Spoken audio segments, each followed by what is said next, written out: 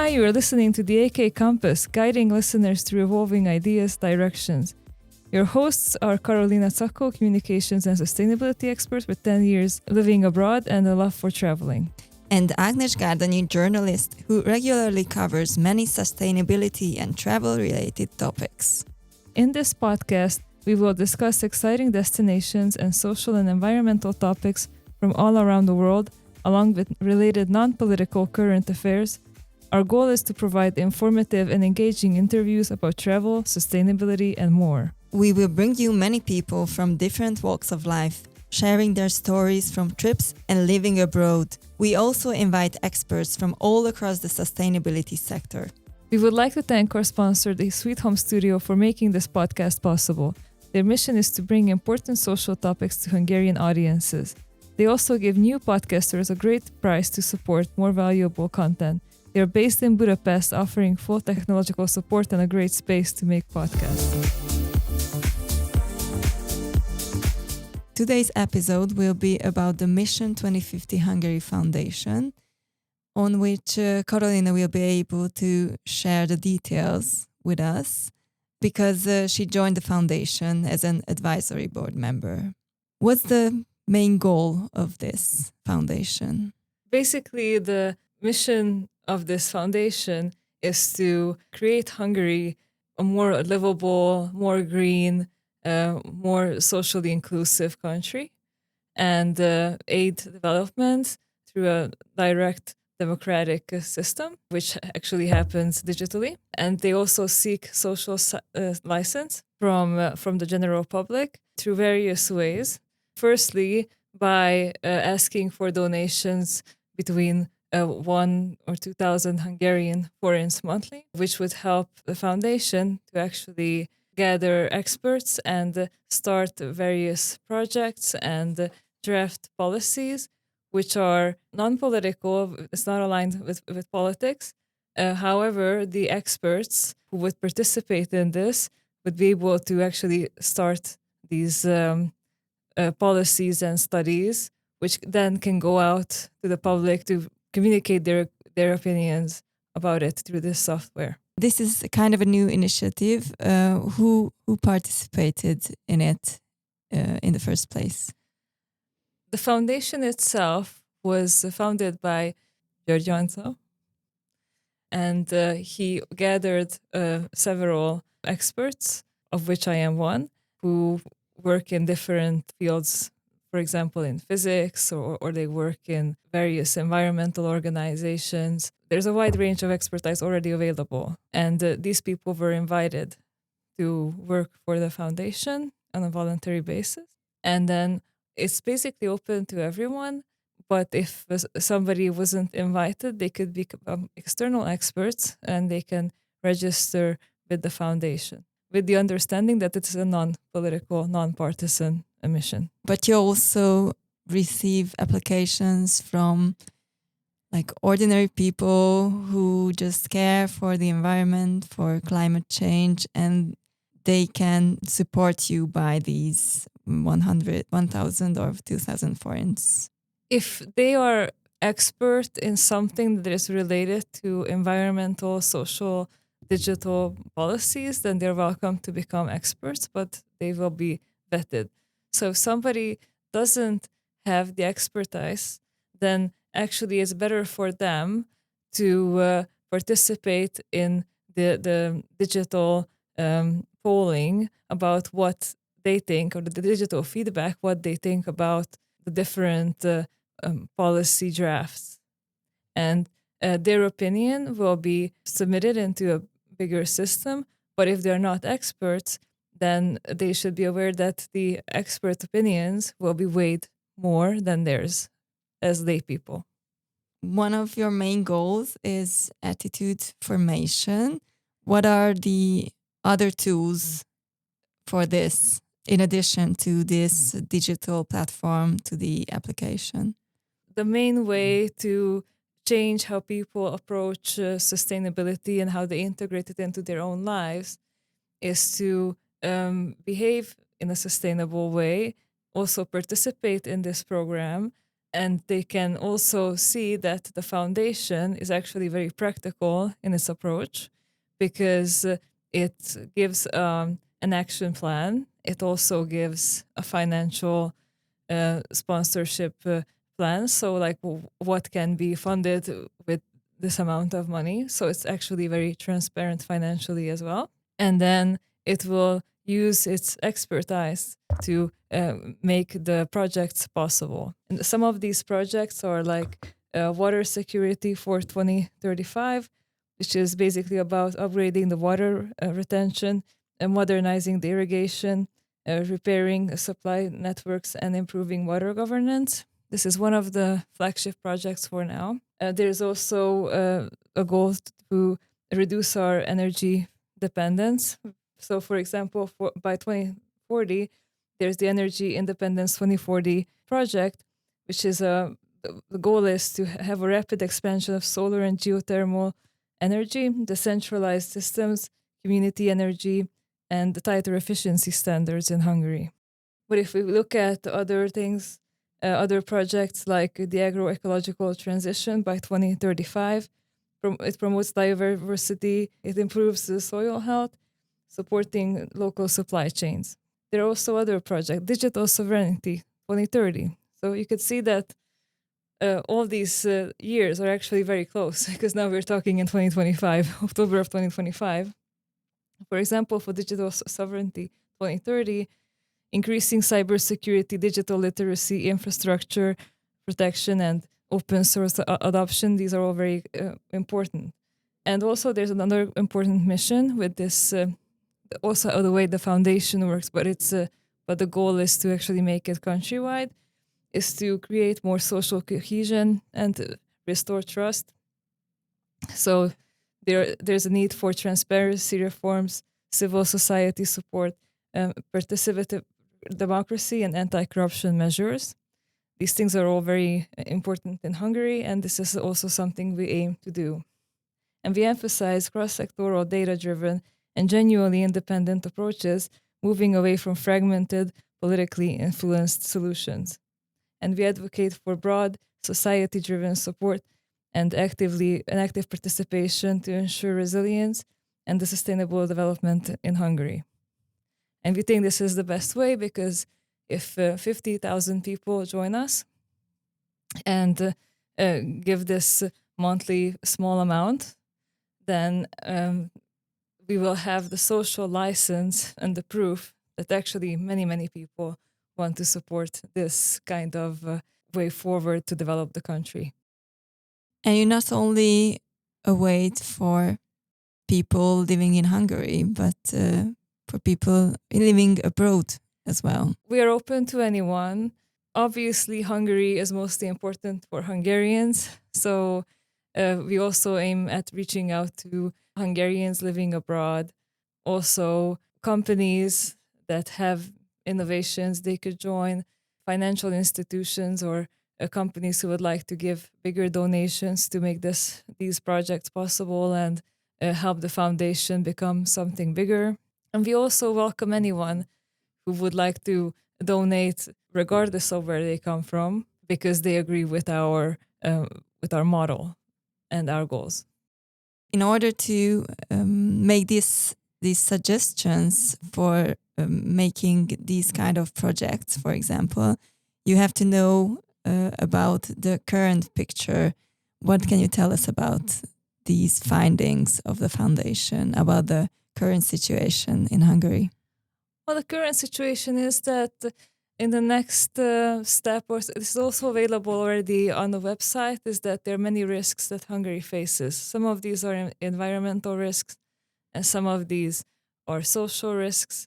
For example, we are highly dependent on exporting to Germany, Italy, Austria. 75% of our exports currently go to these three countries. We are a small country as Hungary. We are actually very dependent on other countries. We're also oil dependent on Russia, for example, and energetically, we also don't use our full potential to use renewable energy, such as solar, wind, and thermal energy. these are some of the risks and some of the solutions that we could handle. But also a big problem, this is why water is one of our flagship projects, is because Hungary's water system is not very modern, and therefore we either have too much water in terms of storms and floods, or we have too little water, so we experience drought. And this is also worsened by the lowering of the groundwater. And you can, for example, see this in the Tihany Lake that is based on groundwater, so it's going down. And then also the Lake Balaton, which is also in one of its almost historic lows. It was a lot lower before, but now it's also very low. And now the country is focusing its energy on reducing water versus we would need to retain water, also with small local solutions, but also bigger infrastructural solutions, so that we could actually retain water in different reserves, retain water by increasing habitation, for example. What is a polycrisis exactly? Basically, polycrisis, if you imagine waves on the ocean, there are smaller waves and bigger waves. And for example, COVID was a small wave, and biodiversity is one of the biggest waves. And in between, I know COVID ended. I mean, it's still around, but it's not such a huge tragedy right now, and hopefully it will remain so. But we also have an economic crisis. We also have energy dependency. We are also running out of non-renewable energy. We're running out of renewable as well, because if they don't renew at a fast pace, which they often don't, then those will run out as well. We also have conflicts around the world. One of them is in Hungary's neighbor, Ukraine. So there's also a problem with security. So when you put all these things together, and then plus Hungary's oil problems, so for example, an SME sector that has a lot to develop in terms of digitalization or retaining talent in Hungary, because lots of young people with great professions and diplomas are leaving the country every year. We also need to solve these problems, and also many other trust issues within the institutions, and basically make sure that the state is able to gain people's trust, also take care of them regardless of ethnic group, regardless of gender, so help all the minorities. These small crises combine into a polycrisis. And then we also have climate change. We already passed 1.5 Celsius, and now we are heading towards, some say it's 2 degrees, but actually the latest information from the major organizations like the UNEP, the OECD, and other organizations, they already aim at like 2.5, 2.9 Celsius. And so basically, if we're heading in this direction, our world is going to be less and less livable. And in the past, generations lived better and better. And unfortunately, I heard at one conference, it was a very interesting sentence for me, that everybody who is under 70 is actually going to live worse, because we're going to have less resources, and we're going to combat the polycrisis together, and we will have less resources, more problems, and the risk map is very important. So if you understand the risks, you can mitigate them. You can't mitigate uncertainties because you don't know what those are, but risks you can mitigate. And this is why the work of the foundation is very important and very new in its arena or its sector. That doesn't sound so great. And also, I'm more and more certain that Game of Thrones, the TV show, was a prophecy, not a fiction. But I hope we will be able to win at the end. You know, it's different from Game of Thrones, because the problem with the polycrisis is that these are seemingly disconnected problems and experts work in silos. But actually, the nature of polycrisis is always about death by 1,000 cuts. So, you know, one thing happens, oh, it's just a small thing. Another thing happens, it's also something small, but then they add up. So, for example, if we have a flood okay, we have a flood, we handle it, but we don't really learn from it. We don't really make that system better. If there's an earthquake, which is not a climate change related issue, but it's still a tragedy if it happens, yes, we rebuild, but then we kind of forget. And we just kind of not forget, but we kind of normalize it. So it's important to look at the world in a holistic way and see that these things are actually not disconnected, but they actually affect each other. And the poly crisis can be, if not completely resolved, but it can be mitigated by a lot through the work of the population, the work of the experts, and just by having that kind of social license to make policies that make sense, that are informed by science, that are informed by the people who will actually need to adhere by those policies once they are accepted. Your point is to build from the bottom to the top, so from the ordinary people toward the government. Can you tell us about this? How does the foundation think about that? The foundation aims to be a grassroots movement. This is why our aim in the first year is to get at least 50,000 people to fund the foundation monthly, because this is a broad social license. And it's not really about reaching the government, a particular government. It's basically about giving any ministry or any government an option with these researches and the kind of policy drafts that have already been vetted, because both the public and experts had a chance to give feedback on it, and these had been modified that way. And the strength in this and the strong point in this is that people make decisions together about themselves rather than having a top-down approach where policies are just coming and it's not very clear who made it based on what information. You've been working in the foundation for a couple of months now. What are the feedbacks from ordinary people or from professionals? Basically, ordinary people are increasingly interested. They're following the Facebook page, and we plan to become more international. But mostly, we've been focusing on gathering experts from various areas in sustainability, social issues, and also digitalization. So the list of people who are available as experts, they are actually on the website. Yeah, and there are quite a lot of names there already. Are you going to have some professional days or events to gather more attention on the foundation? Depending on the funding, we hope to do that. For now, we are focusing on the expert work, and we are focusing on just getting the experts to become more active. But the thing is that this is a new foundation. So if we do anything, it has to be funded by the public. And of course, we do what we can with the resources we have already. But right now, it's mostly focused on setting up the work of the experts, because the goal of the foundation is to create policies. It's not so much about edutainment of the people right now. And what would you suggest to professionals who are thinking about joining?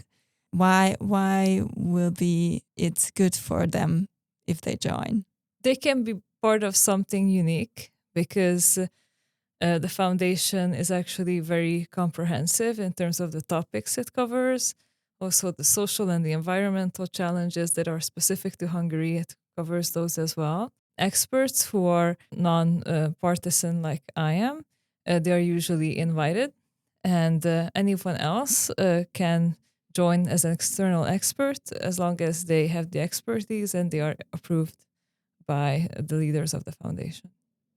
So political parties are not at all welcome. The political parties will be informed that the foundation's goals are not political, so we don't want to. We want them to be opposed against it or to kind of put it under their flag. So neither. So they should accept that the neutrality of this foundation. But if somebody is part of a political party but has the expertise, then they can actually apply to join as private experts. Finally, what would you suggest people to do? I would like to encourage people to look at the foundation's website. It's missio2050.hu. So far, most of the materials are in Hungarian, but we're working towards having a more international website. They should also look at our Facebook with the same name, and they should consider funding it. 1,000, 2,000 forints make a huge difference for us. It makes the projects possible and more reachable in time, because we would like to really make these happen in the next 5, 10, 15 years. They should also look at the projects they are more interested in, and they should offer their participation. It's actually a very fun community to be in, and it's fun and professional, and that's something that I would really recommend people checking out.